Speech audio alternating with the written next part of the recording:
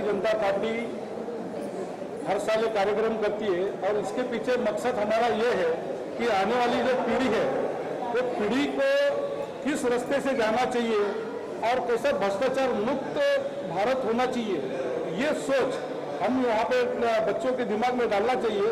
और हमारा भारत जो है युवा देश है और युवाओं की प्रतिभा जो हम यहाँ पे टॉपर जो है स्कूल के जो टॉपर्स आए हैं उन टॉपर्स का हमने यहाँ पे सत्कार का कार्यक्रम किया हुआ है और उन लोगों को आगे की भविष्यवाणी के लिए हम पढ़ लिख कर इस भारत देश के अंदर तरक्की की राह पे लेना चाहते हैं। इसलिए ये बच्चों का प्रोत्साहन का कार्यक्रम उनको गिफ्ट देकर उनका सत्कार देकर सर्टिफिकेट देकर हम वारंवार हमारे फूल सिंह जी है, विशाल जी है, इनके मार्गदर्शन में हम ये कार्यक्रम हर साल करते हैं और आगे भी हम इस तरीके का कार्यक्रम हम करते रहेंगे। सिंह जी आपको कहना चाहेंगे पूरे कार्यक्रम के बारे में? अद्भुत ये कार्यक्रम है और कई सालों से हो रहा है और मैं हर साल लगभग यहाँ आता हूँ।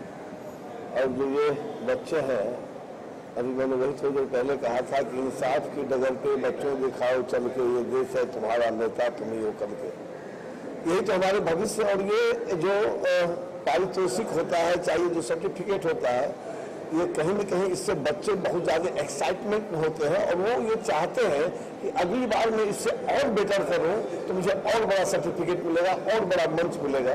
ये बहुत सराहनीय काम हमारे फूलचंद जी करते हैं और विशाल जी करते हैं। मैं दोनों को धन्यवाद देता हूँ, अरुण भार्गव जी। और इस समाज में कुछ ऐसे लोग हैं जो फूलचंद जी के साथ जो ऐसे काम, सरस्वती पुरस्कार, ये मामूली पुरस्कार नहीं है जिसके आगे लिखा हो सरस्वती पुरस्कार, उसके बाद कुछ नहीं बचता है। माँ सरस्वती के द्वारा दिया हुआ ये पुरस्कार फूलचंद जी के माध्यम से जो दिया जाता है, सभी जो बच्चे यहाँ आए थे, उनको पेरेंट्स आए थे, आप तमाम जो हमारे पत्रकार बंधु हैं, आपको मैं धन्यवाद देता हूँ कि ऐसे ऐसे कार्यक्रम में आप आके बच्चों का हौसला बढ़ाते हैं। बहुत बहुत धन्यवाद। विशाल जी क्या कहना चाहेंगे?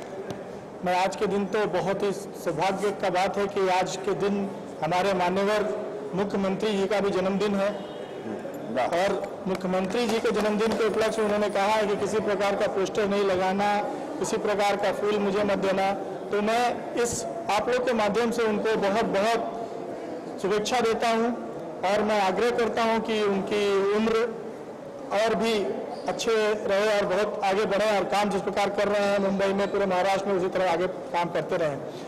आज के दिन बच्चों लोग को एक बहुत उत्साह का दिन है कि आज सरस्वती पुरस्कार है और हर साल फूलचंद विद्यालय जी और हम लोग मिलकर करते हैं और जितने भी स्टूडेंट हैं आज जिनको हमने सत्कार किया है वो निश्चित ही अपने आप को गौरवान्वित महसूस करेंगे और आगे आने वाला दिन में वो हमारे देश के भविष्य हैं, क्योंकि सबसे ज़्यादा हिंदुस्तान में युवाओं का ही वर्ग ज़्यादा है।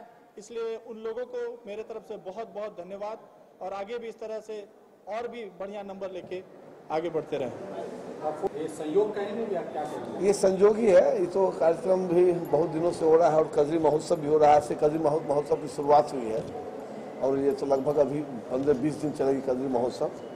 तो वहाँ भी जाएंगे, क्योंकि वो भी कहीं न कहीं एक हमारी संस्कृति की चीज़ है, तो वहाँ भी हम लोग जाएंगे। लेकिन ये अद्भुत है जो यहाँ हुआ है, ये अद्भुत है।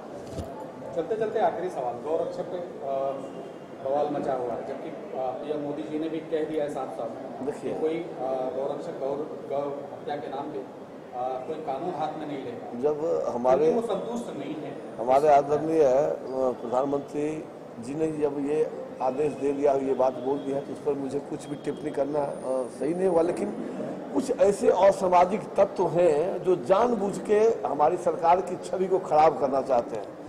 जो गौरक्षक होंगे ना, वो इस टाइप का घटना कभी नहीं करेंगे। वो तो गाय को गौशाला ले जाएंगे, इस टाइप की घटना कभी नहीं करेंगे। वो कुछ असामाजिक तत्व हैं और आपको भी पता है कि हर जगह जब नाम बड़ा किसी का होता है, जब काम बड़ा किसी का होता है, तो आलोचक हर हथकंडा अपनाते हैं। उसी हथकंडे में कि ये भी है जो असामाजिक तत्व हैं, किसी न किसी रूप में कुछ ऐसी घटना करते हैं जिससे नाम बदनाम हो जाए भारतीय जनता पार्टी का, कि यही गौरक्षक लोग ऐसा काम करते हैं। जबकि मैं भी इसकी भर्त्सना करता हूं कि किसी को कानून हाथ में लेने का कोई अधिकार नहीं है। उसके लिए कानून बना हुआ है, उसके लिए प्रशासन है, सारी चीज़ है, किसी को कानून लेने का कोई अधिकार नहीं। बिहारी प्रकोष्ठ की तरफ से अभी राष्ट्रपति जी का चुनाव हुआ, क्या कहना चाहेंगे देशवासियों?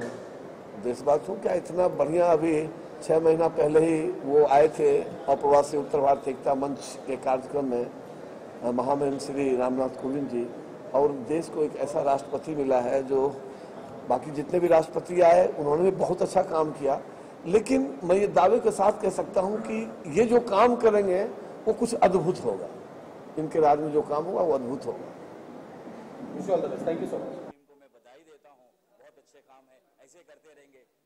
आने वाले बच्चे के अंदर, पीढ़ी के अंदर बहुत अच्छी संस्कृति और अच्छी भावनाएं बढ़ेगा और अच्छे नेता हमारे लिए मिल जाएंगे। हमारा सोच ऐसा है, क्योंकि आज के हमारे प्रेसिडेंट जो बने हैं, जो ग्रास रूट से जुड़े हुए हैं, उनको ये पता है जो आदमी का क्या विचार है, उनको क्या तकलीफ है, उनको वो जानते हैं। वैसे आज हमारे प्रेसिडेंट बने हैं, तो आज उनका विचार आज इतने बढ़िया है, तो वैसे वो विचार हमारे बीजेपी के लोगों के अंदर है। तो मैं सोचता हूँ ऐसा बीजेपी के लोग का काम बहुत बढ़िया है, वैसे करते रहे लोग और आगे बढ़ते रहे, यही हमारे शुभकामना है। यहाँ बोल के दो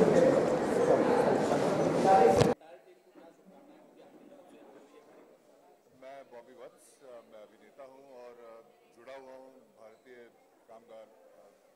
कला कामगार संघ से, और इस तरह के प्रोग्राम्स ये पिछले कई सालों से करते आ रहे हैं और सरकार वाकई कर रही है, विद्यार्थियों के लिए बहुत कुछ कर रही है। हम सब लोगों ने आज देखा समाज सेवक फूलचंद जी, फूल सिंह जी, विशाल जी, भार्गव साहब, सब लोगों ने मिलकर इतना अच्छा प्रोग्राम का आयोजन किया है और बच्चों का प्रोत्साहन बढ़ाया है, और इस तरह के प्रोग्राम्स करते रहते हैं और इससे लोगों के अंदर एक बहुत पॉजिटिव मैसेज जाता है कि आज एजुकेशन ना सिर्फ अच्छे तौर पर सामने आ रही है, बल्कि स्टूडेंट्स को भी उनके अचीवमेंट्स का अकम्पलिशमेंट मिल रहा है।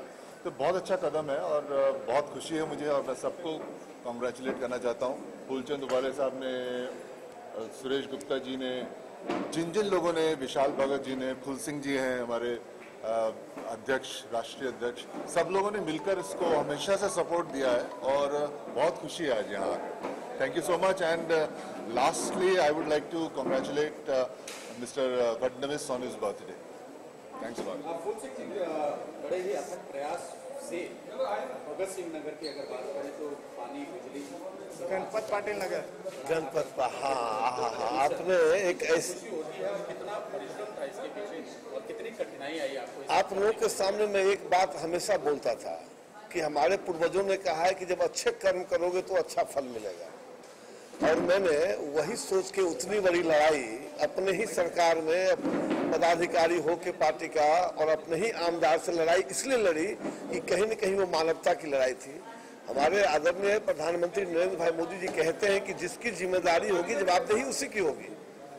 गणपत पाटिल नगर में अगर 27 सालों से पानी और बिजली नहीं आया था तो इसमें मोदी जी की कोई गलती नहीं थी। जो स्थानीय जनप्रतिनिधि है, चाहे वो नगर सेवक हो, चाहे आमदार हो, चाहे जो भी हो, लेकिन जो पानी का काम शुरू हुआ है वहां मैं आपको बता नहीं सकता हूं। जीवन में जो मैंने आनंद लिया, सामने में जब गड्ढा खुनवाना शुरू किया वहां और जब पानी का पाइप बिछना शुरू हुआ, तो मुझे लगता है कि असली आज़ादी अगर किसी को मिली है इसे 15 अगस्त में, तो असली आज़ादी गणपत पाटिल नगर को मिली है, जहां 27 साल के बाद अब पानी और बिजली की व्यवस्था हो रही है। और कहीं न कहीं योगदान हमारे सरकार का है। इस बात को भी मैं मानता हूं कि हमारी सरकार थी और पार्टी हमारी माँ है, हम उसके बच्चे हैं। हमको तकलीफ है तो मैं तो अपने पार्टी से बात करूंगा ही, पर घर में चिल्लाऊंगा ही, रोऊंगा ही। और जब मैंने रोना शुरू किया, चिल्लाना शुरू किया, तो मेरी माँ यानी कि मेरी पार्टी और मेरी सरकार ने मेरी बात मान के वहाँ पानी का काम और बिजली का काम शुरू किया। मैं आप तमाम पत्रकार बंधुओं को भी ये धन्यवाद देता हूँ कि उस लड़ाई में, चाहे वो बारिश था, वो गंदी नलियाँ, गलियाँ, जो जिस तरह से आप लोगों ने मेहनत किया उसमें, तो कहीं न कहीं आपका भी बहुत बड़ा योगदान है। क्योंकि आपने जो कवरेज दिया, आपने जो हमारी बातें पहुंचाई, उसी का नतीजा है कि आज गणपत पाटिल नगर में लोग हर्षोल्लास से जश्न मनाएंगे। इस बार आज़ादी का नाम भी दे दिया है वहाँ, आज़ादी का जश्न आज़ादी, क्योंकि पहली बार महसूस करेंगे कि हम आज़ाद हिंदुस्तान के वासी हैं, क्योंकि हमें भी मौलिक सुविधा, पानी, बिजली, शौचालय अब सरकार दे रही है।